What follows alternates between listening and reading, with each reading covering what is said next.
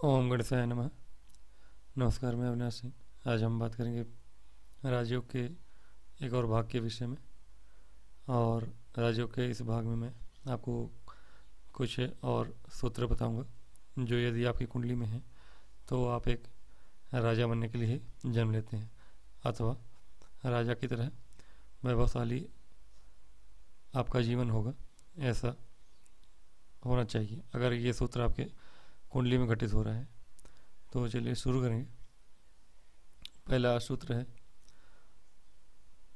शुक्र महाराज अगर आपके लग्न में बैठे, शुक्र महाराज यदि लग्न में हो, किंतु कैसे हो, वह होने चाहिए आपके अश्विनी नक्षत्र के। अश्विनी नक्षत्र के शुक्र महाराज, यदि शुक्र महाराज लग्न में बैठे, अश्विनी नक्षत्र केतु का नक्षत्र है हालांकि, और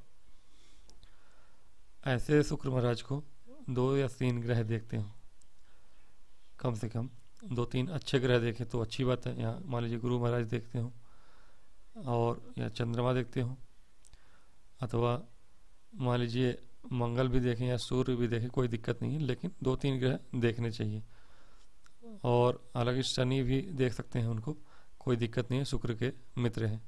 तो इनको अगर कुछ ग्रह देखें, 2-3 ग्रह कम से कम, तो ये मान के चलिए कि ऐसा व्यक्ति जो है वह एक बहुत ही वैभवशाली और उच्च पद को प्राप्त करने वाला व्यक्ति होता है। पहले के ऋषियों ने इसे प्रबल राजा कहा है, जो कि शत्रुओं का दमन करता है। यह एक राजयोग है, मतलब कि शुक्र आपके अश्विनी नक्षत्र में अगर शुक्र है आपकी कुंडली में, यदि आप देखेंगे, चेक करेंगे किसी भी ऐप से कि आपका सारा ग्रह जो है किस किस नक्षत्र में है, तो शुक्र यदि अश्विनी नक्षत्र के हैं और लग्न में है तो यह योग बनेगा। लेकिन हाँ, 2-3 ग्रह उनको देखने चाहिए। तो ये हो गया आपका पहला एक राजयोग का सूत्र।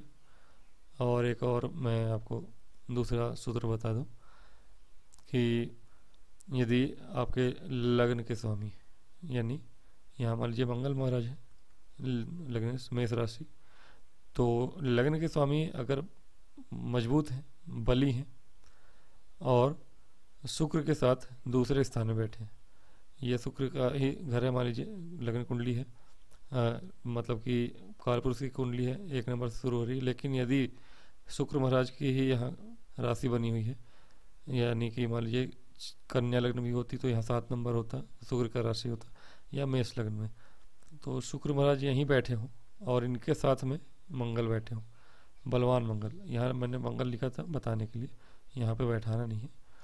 तो बलवान मंगल मतलब लग्नेश, बताने के लिए मैंने किया था, लग्नेश मंगल हो और यहाँ बैठे हो द्वितीय में।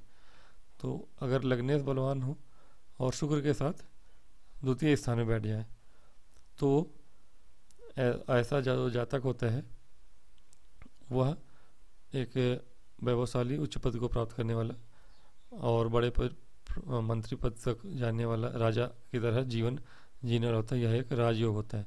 हाँ, एक चीज़ और है इसमें कि आपके शुक्र महाराज शत्रु या नीच के राशि में ना हो, यानी कि यदि ये शत्रु राशि में है या नीच राशि में है तो इसका प्रभाव नहीं होगा। और इसके अतिरिक्त मैं आपको बता दूं, तीसरा एक और सूत्र मैं बता दूं कि यदि 9वें भाव में गुरु महाराज हो और अपने स्वक्षेत्र के, मतलब कि मान लीजिए कि धनु राशि में ही हो अथवा मीन राशि में हो, अथवा और शुक्र महाराज के साथ हो, शुक्र और गुरु शत्रु है लेकिन ये राजयोगी बनाते हैं, तो पंचमेश जो है इनको देखते हो किसी तरह से, ठीक है। तो कैसे देखेंगे, गुरु और शुक्र तो यहीं गुरु की पंचम दृष्टि होती है। अब पंचमेश कहाँ से देख सकते हैं इनको, पंचमेश इनको यहाँ से अधिकतर ग्रहों की दृष्टि सप्तम होती है, तो यहाँ से देखेंगे। मान लीजिए सूर्य हैं, अगर सूर्य यहाँ बैठे हों पंचमेश और इनको देखते हो किसी तरह से संबंध हो, शुक्र और गुरु दोनों बैठे हो यहाँ, तो यह योग बनता है, यह एक राजयोग बनाता है। तो ये कुछ आपके योग हैं, उम्मीद है आपको पसंद आएगा।